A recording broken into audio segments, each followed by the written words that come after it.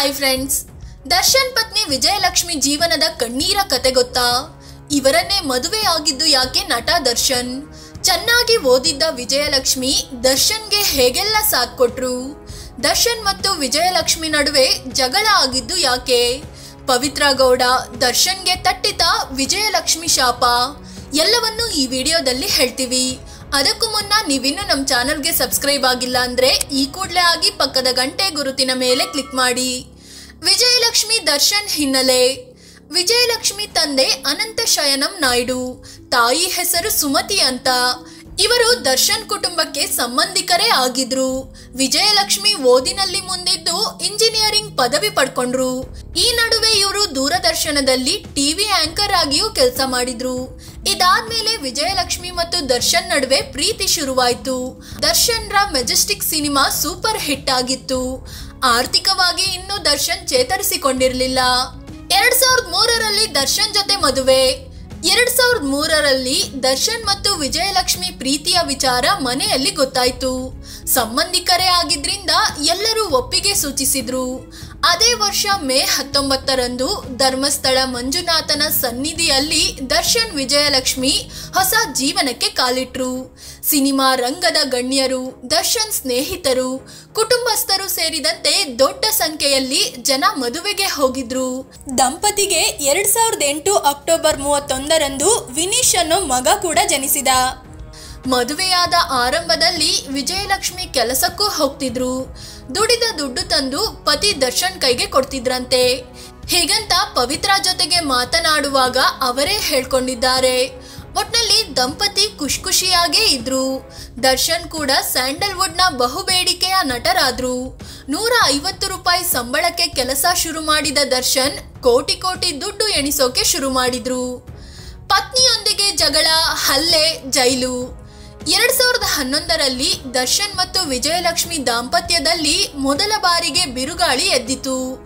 ಆರಂಭದಲ್ಲಿ ಭಾರಿ ಪ್ರೀತಿ ಹೊಂದಿದ್ದ ದರ್ಶನ್ ತನ್ನ ಪತ್ನಿ ವಿಜಯಲಕ್ಷ್ಮಿ ಹೆಸರಲ್ಲಿ ಕೋಟಿಗಟ್ಟಲೆ ಆಸ್ತಿ ಮಾಡಿಟ್ಟಿದ್ರು. ಆದರೆ ನಂತರದಲ್ಲಿ ಇದೇ ಆಸ್ತಿ ವಿಚಾರವಾಗಿ ಇಬ್ಬರ ನಡುವೆ ಮನಸ್ತಾಪ ಶುರುವಾಯಿತು. ದರ್ಶನ್ ತಾನು ಮಾಡಿಕೊಟ್ಟ ಆಸ್ತಿಯನ್ನು ವಾಪಸ್ ಕೇಳಿದ್ರು. ಆದರೆ ವಿಜಯಲಕ್ಷ್ಮಿ ಕೊಡಲ್ಲ ಅಂತ ಹೇಳಿದ್ರು. ಇದರ ನಡುವೆಯೇ ದರ್ಶನ್ ಮತ್ತು ನಟಿ ನಿಖಿತಾ ತುಕ್ರಾಲ್ ತುಂಬಾ ಕ್ಲೋಸ್ ಆಗಿದ್ರು. ಇದರಿಂದ ವಿಜಯಲಕ್ಷ್ಮಿ ಮತ್ತು ದರ್ಶನ್ ನಡುವಿನ ಮುನಿಸು ತಾರಕಕ್ಕೆ ಏರ್ತು. ದೊಡ್ಡ ಮಟ್ಟದಲ್ಲಿ ಜಗಳ ನಡೆದು ದರ್ಶನ್ ವಿಜಯಲಕ್ಷ್ಮಿ ಮೇಲೆ ಹಲ್ಲೆ ನಡೆಸಿದ್ರು. ಈ ಬಗ್ಗೆ ಪೊಲೀಸರಿಗೆ ದೂರು ನೀಡಿದ ವಿಜಯಲಕ್ಷ್ಮಿ, ದರ್ಶನ್ ನನಗೆ ಮುಖಾಮುಖಿ ನೋಡದೆ ಹೊಡೆದಿದ್ದಲ್ಲದೆ ಕಿವಿ ಕಚ್ಚಿದ್ರು ಅಂತ ಕೂಡ ಆರೋಪಿಸಿದ್ರು. ಈ ಕೇಸ್ನಲ್ಲಿ ದರ್ಶನ್ ಅರೆಸ್ಟ್ ಆಗಿ ಜೈಲಿಗೂ ಹೋದ್ರು. ನಂತರ ವಿಜಯಲಕ್ಷ್ಮಿ ದೂರು ವಾಪಸ್ ಪಡೆದಿದ್ರಿಂದ ದರ್ಶನ್ 28 ದಿನಗಳ ನಂತರ ಜೈಲಿಂದ ಹೊರಬಂದ್ರು. ಅಂಬರೀಶ್ ಸೇರಿದಂತೆ ಗಣ್ಯರ ಸಂಧಾನದಿಂದ ಇಬ್ಬರು ಸರಿಯಾದ್ರು. ವಿಜಯಲಕ್ಷ್ಮಿ ಎಲ್ಲವನ್ನು ಮರೆತು ಜೊತೆಯಲ್ಲಿ ಮುಂದುವರಿಯಲು ನಿರ್ಧರಿಸಿದ್ರು. 2016ರಲ್ಲಿ ಮತ್ತೆ ವಿಜಯಲಕ್ಷ್ಮಿ ಕಣ್ಣೀರು. 2014ರಲ್ಲಿ ಮತ್ತೆ ದರ್ಶನ್ ಪತ್ನಿ ವಿಜಯಲಕ್ಷ್ಮಿ ಮುನಿಸಿಕೊಂಡು ಮಗುವಿನ ಜೊತೆ ದೂರ ಇರೋಕೆ ಶುರು ಮಾಡಿದ್ರು. 1.5 ವರ್ಷ ಅಂದ್ರೆ 2016ರವರೆಗೆ ಎಲ್ಲವೂ ಸರಿ ಇತ್ತು. ಆದ್ರೆ ಒಂದಿನ ದರ್ಶನ್ ವಿಜಯಲಕ್ಷ್ಮಿ ಇದ್ದ ಅಪಾರ್ಟ್ಮೆಂಟ್ಗೆ ಹೋಗಿ ಗಲಾಟೆ ಮಾಡಿದ್ದಾರೆ. ಸೆಕ್ಯೂರಿಟಿ ಸಿಬ್ಬಂದಿಗೂ ಥಳಿಸಿದ್ದಾರೆ ಅನ್ನೋ ವಿಚಾರ ಹೊರಬಿತ್ತು. ಆದ್ರೆ ಆ ಸಲ ದರ್ಶನ್ ವಿರುದ್ಧ ವಿಜಯಲಕ್ಷ್ಮಿ ದೂರು ನೀಡಲಿಲ್ಲ. ಬದಲಿಗೆ ಮಾಧ್ಯಮಗಳ ಸುದ್ದಿ ಆಧರಿಸಿ ಮಹಿಳಾ ಹಕ್ಕುಗಳ ಆಯೋಗ ಕೂಡ ಸುಮೋಟೋ ಕೇಸ್ ದಾಖಲಿಸಿಕೊಳ್ತು. ಆದರೆ ಈ ನಡುವೆ ರೆಬಲ್ ಸ್ಟಾರ್ ಅಂಬರೀಶ್ ಮಧ್ಯಸ್ಥಿಕೆ ವಹಿಸಿದ್ರಿಂದ ಎಲ್ಲವೂ ಮತ್ತೆ ಸರಿಯಾಯ್ತು. ಮತ್ತೆ ದರ್ಶನ್ ರನ್ನ ಬಚಾವ್ ಮಾಡಿದ್ರು ಮಡದಿ ವಿಜಯಲಕ್ಷ್ಮಿ. ಪವಿತ್ರ ಬಂದ ಮೇಲಂತೂ ಸುಂಟರ ಗಾಳಿ.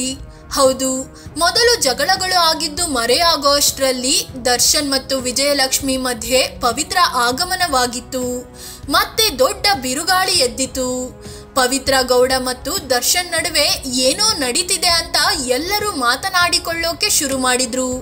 ಆದ್ರೆ ಈ ವರ್ಷ ಜನವರಿಯಲ್ಲಿ ದರ್ಶನ್ ಪತ್ನಿ ವಿಜಯಲಕ್ಷ್ಮಿ ಸೋಷಿಯಲ್ ಮೀಡಿಯಾದಲ್ಲಿ ತನ್ನ ಕುಟುಂಬದ ಒಂದು ಫೋಟೋ ಹಾಕೊಂಡಿದ್ರು. ಅದಕ್ಕೆ ಉತ್ತರ ಅನ್ನೋ ರೀತಿಯಲ್ಲಿ ಪವಿತ್ರ ಗೌಡ ಕೂಡ ದರ್ಶನ್ ಜೊತೆಯಲ್ಲಿರೋ ಹಲವಾರು ಫೋಟೋಗಳನ್ನ ಹಂಚಿಕೊಂಡು ನಮ್ಮ ಸಂಬಂಧಕ್ಕೆ 10 ವರ್ಷ ಅಂತ ಬರ್ಕೊಂಡಿದ್ರು.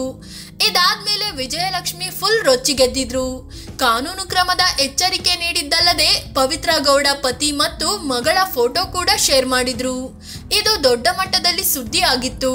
ಇದರ ನಡುವೆಯೇ ದರ್ಶನ್ ಕಳೆದ ವರ್ಷ ಪವಿತ್ರ ಗೌಡ ಮಗಳು ಖುಷಿ ಗೌಡ ಬರ್ತ್ಡೇ ಆಚರಿಸಿದ್ರು.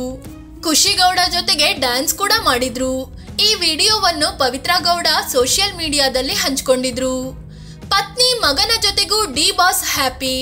ಪವಿತ್ರ ಗೌಡ ಸೋಷಿಯಲ್ ಮೀಡಿಯಾದಲ್ಲಿ ಇಷ್ಟೆಲ್ಲ ರಾದ್ದಾಂತ ಮಾಡಿದ ಬಳಿಕವೂ ವಿಜಯಲಕ್ಷ್ಮಿ ಮತ್ತು ದರ್ಶನ್ ಒಟ್ಟೊಟ್ಟಿಗೆ ಆರಾಮಾಗೇ ಇದ್ರು. ಕಳೆದ ಮೇ 19ರಂದು ದುಬೈಗೆ ಹೋಗಿ ಮದುವೆ ವಾರ್ಷಿಕೋತ್ಸವ ಆಚರಿಸಿಕೊಂಡು ಬಂದಿದ್ರು. ಈ ಕಾರ್ಯಕ್ರಮ ಅದ್ದೂರಿಯಾಗಿ ನಡೆದಿತ್ತು.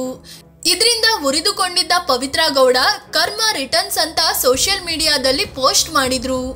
ಇದಾಗಿ 1 ತಿಂಗಳೊಳಗೆ ಕರ್ಮ ಅವರಿಗೆ ಹೋಗಿ ಹೊಡೆದಿರೋದು ವಿಪರ್ಯಾಸ. ದರ್ಶನ್ ಅಭಿಮಾನಿ ಅಣ್ಣ ಅತ್ತಿಗೆ ಅನ್ಕೊಂಡು ಜೀವನ ಉಳಿಸೋಕೆ ಹೋಗಿ ತನ್ನ ಜೀವವನ್ನೇ ಬಲಿ ಕೊಟ್ಟಿದ್ದಾನೆ. ಇಷ್ಟು ದಿನ ಎಲ್ಲವನ್ನೂ ಸಹಿಸಿಕೊಂಡಿದ್ದ ವಿಜಯಲಕ್ಷ್ಮಿ ಈಗ ತುಂಬಾ ನೊಂದು ಹೋಗಿದ್ದಾರೆ. ಪ್ರೇಯಸಿಗಾಗಿ ಒಬ್ಬ ವ್ಯಕ್ತಿಯ ಜೀವವನ್ನೇ ತೆಗೆದಿರೋದಕ್ಕೆ ಫುಲ್ ಶಾಕ್ಗೆ ಒಳಗಾಗಿದ್ದಾರೆ. ಸೋಷಿಯಲ್ ಮೀಡಿಯಾದಲ್ಲಿ ದರ್ಶನ್ ರನ್ನ ಅನ್ಫಾಲೋ ಮಾಡಿದ್ದಾರೆ. ಫ್ರೆಂಡ್ಸ್, ಹೀಗೆ ದರ್ಶನ್ ಪತ್ನಿ ವಿಜಯಲಕ್ಷ್ಮಿ ಒಳ್ಳೆಯ ಜೀವನವನ್ನೇ ನಡೆಸಿದ್ದಾರೆ. ಖುಷಿಯಾದ ಜೀವನವನ್ನೇ ಸಾಗಿಸಿದ್ದಾರೆ. ಆದ್ರೆ ಮಧ್ಯೆ ಮಧ್ಯೆ ಸಹಿಸಿಕೊಳ್ಳಲಾಗದಂತಹ ನೋವು ಕೂಡ ಅನುಭವಿಸಿದ್ದಾರೆ. ಆಕೆಯ ಕಣ್ಣೀರಿನ ಶಾಪ ಈಗ ದರ್ಶನ್ ಮತ್ತು ಪವಿತ್ರ ಗೌಡ ಇಬ್ಬರನ್ನು ಕಾಡ್ತಿರೋ ಹಾಗೆ ಕಾಣಿಸ್ತಿದೆ. ಈ ಸಲವಾದ್ರೂ ದರ್ಶನ್ ಫುಲ್ ಬದಲಾಗ್ಲಿ.